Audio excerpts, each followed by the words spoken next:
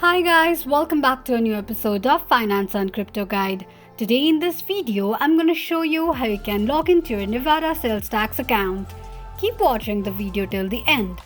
To log into your Nevada sales tax account, firstly go ahead and launch open your Google search. On the search box at the top, type in nevada.nv.gov and make a search. You will end up on the login page of Nevada sales tax account. Now to log into your account, enter your username and password associated with your Nevada sales tax account and tap on login. In case if you don't remember your username or password, click on the link that says forgot username or forgot password option.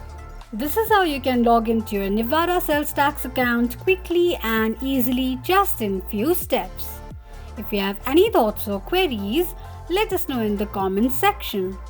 Don't forget to subscribe to our channel.